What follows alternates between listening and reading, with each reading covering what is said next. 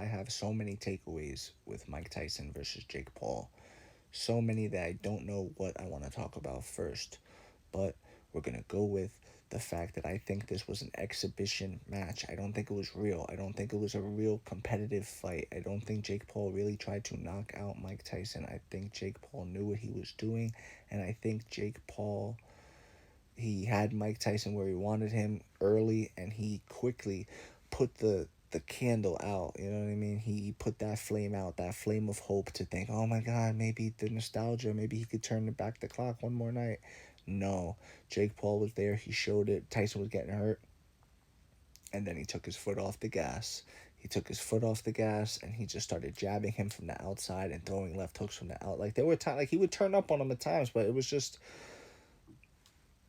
cannon fodder. It wasn't real. He wasn't really trying to put his foot on the gas and finish Mike Tyson, you know? And that's very important because I was under the impression this was real. Perhaps I'm a fool, but that's what I was advertised to. That's what I was promoted on. That's what this was, a real fight. They came out and announced it as an exhibition initially. Remember that. They initially announced it as an exhibition with a no knockout clause. They did. Look it up. And it's crazy because that's what ended up happening, right? There was no knockout. And when they initially scheduled it for that, the people, you, myself, we didn't like it. I didn't like it. I wanted it to be a real fight. If you're gonna fight Mike Tyson, why not like really fight him? Like, what's the point of doing an exhibition? I don't get it. So the people spoke and they changed it. They said, all right, it's gonna be a professionally sanctioned bout, and it's gonna be on our records and all things like that. And the gloves are still going to be 14 ounces, which is weird. And the rounds are, instead of 3 rounds, or 3 minutes rather, it's going to be 2 minute rounds. Weird. Okay? Weird. Also, the fact that what athletic commission in their right mind is going to allow a 58-year-old Mike Tyson to perform, to compete against a guy who's 30 years younger than him. What I wanted to say was he's 27. A guy who's 27, bro, versus 58. It's insane. The only athletic commission that would allow for such a travesty, for such nonsense, for such absurdity is the Texas State Athletic Commission. Texas State Athletic Commission is all about money. We just here to do big business, and everything's bigger in Texas. Welcome in. Place where the Dallas Cowboys play, America's team. We do it big, and it's a capitalist country. This is capitalism. We here to make money. So yeah, I'll look the other way if Mike Tyson goes to the hospital for ulcers. He's over. Mike Tyson's passing the Texas State Athletic Commission's medical exams, but yet just months ago, he was in the hospital with ulcers. You get what I'm saying? And this is all public knowledge. That's why they pushed the fight back originally. This fight wasn't scheduled initially for November or whatever today is, November 15th. It was scheduled for back in the summertime. I think it was like a July date, I think. And yeah, what are the odds?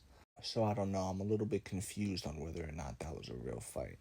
Another thing that I do want to talk about is who Jake Paul called out after the fight. And he really didn't call anyone out. I think he dog whistled to a couple people, but we'll get to that in a second. Jake Paul really just popped his own collar and said how well the event did. It's funny because, you really couldn't have scripted it any better. There was a guy on mic. There's 40 people in the ring. So many people in the ring.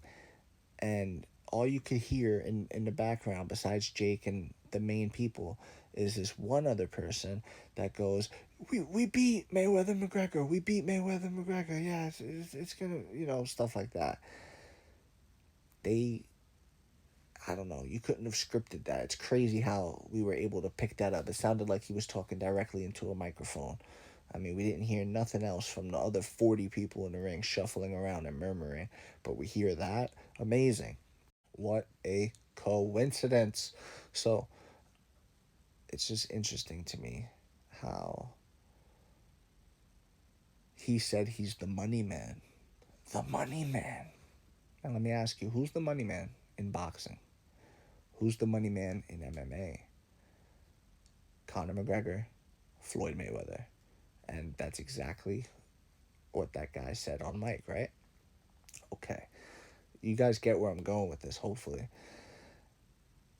Jake would fight Floyd again for sure, but of course he's not going to call out Floyd. He's not going to do that. He's the guy. He said it when Ariel asked him about Canelo. That was the name Jake threw out this week. He asked him about Canelo. He said, Canelo needs me, man. Canelo needs me. I make the money. We're Netflix. We just did a big deal thing here, you know? What's Canelo gonna do? Fight David Benavidez? A real fight? A guy who, if he does hurt you, he's stepping on the gas and he's gonna finish you, you know? Or does he want to come fight me for big money on Netflix and all these endorsement deals you could sign? You know, like, it's about money, man. It's about money.